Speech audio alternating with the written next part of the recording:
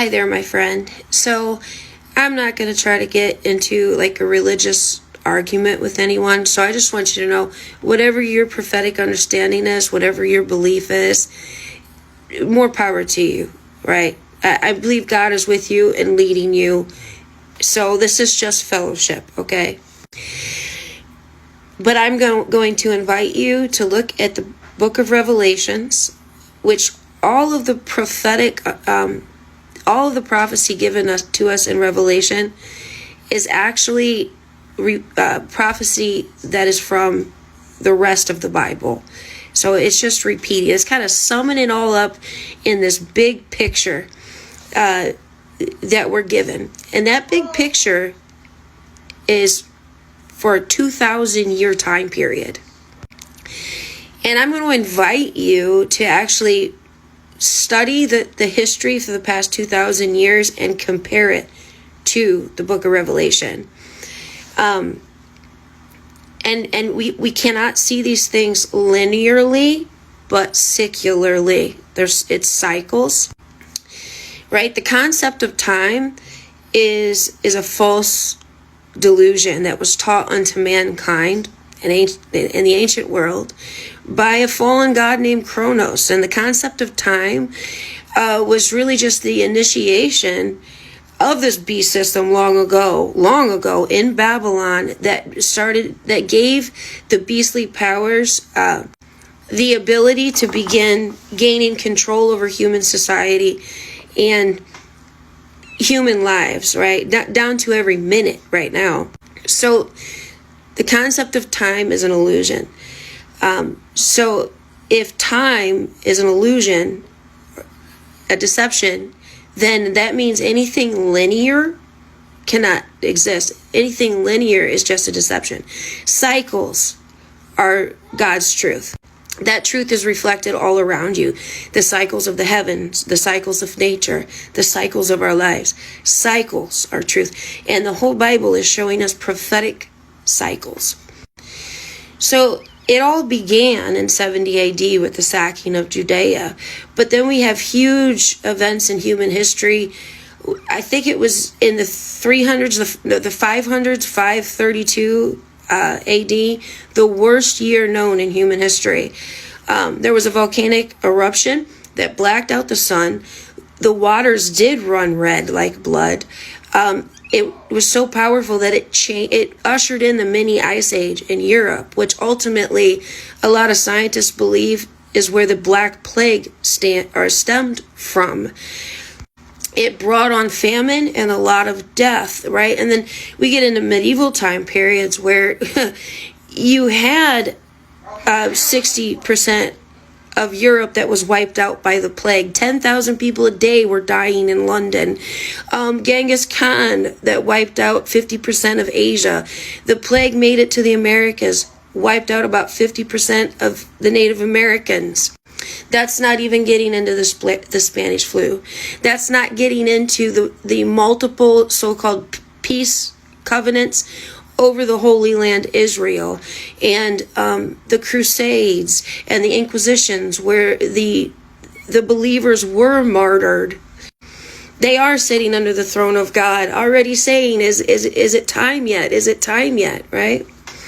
You know, and then we got to understand, our grandparents would have been children during World War I, grown adults during World War II, seen the Korean War, had their children have to go off and fight, or children go off and fight the Vietnam War.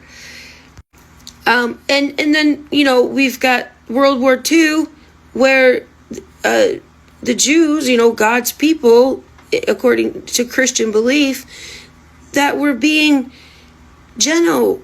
I can't say the word, which then led to Zionism and everything that's going on in the Middle East now.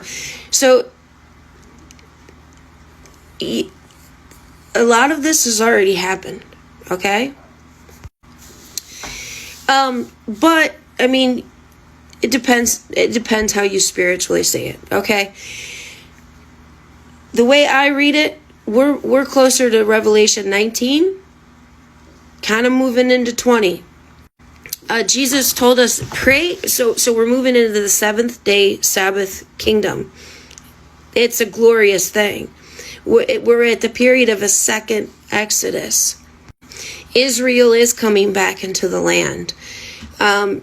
Spiritual Israel is waking up to who they are. But back on point to the mark. I'm sorry, this is such a big topic and I got to fit it into 10 minutes. But back on point to the mark. Okay, so throughout Christian history, guys, like it's just been such confusion for Christians. They've called everything the mark. And God bless them, because at least they're watching and paying attention because they have faith and they believe. God bless them, okay?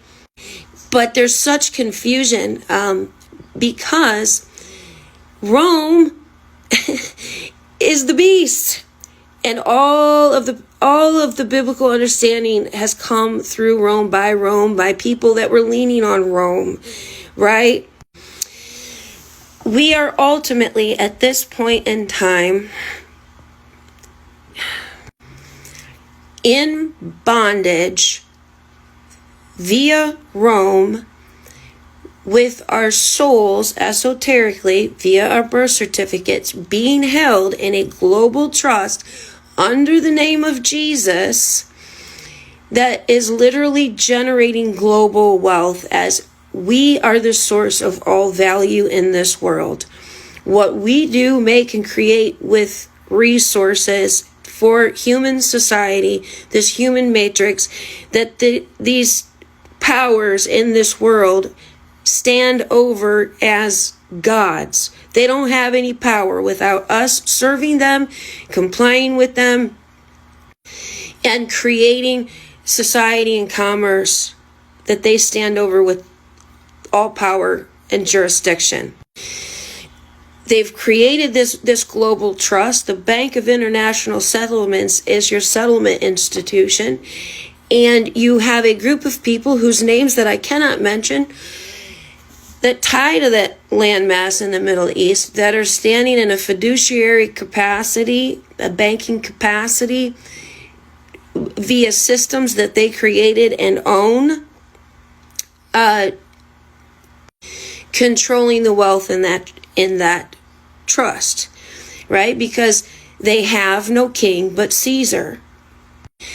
All of this was prophesied. It had to happen for the gospel to get to the four corners of the earth, for the lost seeds of the children of Israel to know who they are, and for this global kingdom to be created in the name of Jesus, under the power and jurisdiction of Jesus, ultimately for the benefit of true Israel.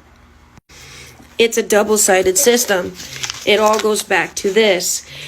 I made videos explaining that a covenant with God set aside to mark 2 seals. One is death, one is life. It goes back to your birth certificate, your name, your social security number, the number. Okay, it's a foreshadowing of the mark. It's a contract to be marked. The mark ties into a financial system. We are waters, right? The banks control the flow of the waters. They always have. Okay, so there's multiple components to that mark if we read it carefully, and I'll just invite you guys just to double check me, okay? But it's the name, the number, the mark, okay? And those who worship the beast are the ones that end up in the lake of fire with the beast and the false prophet, Rome and that other people group, the whore riding the beast.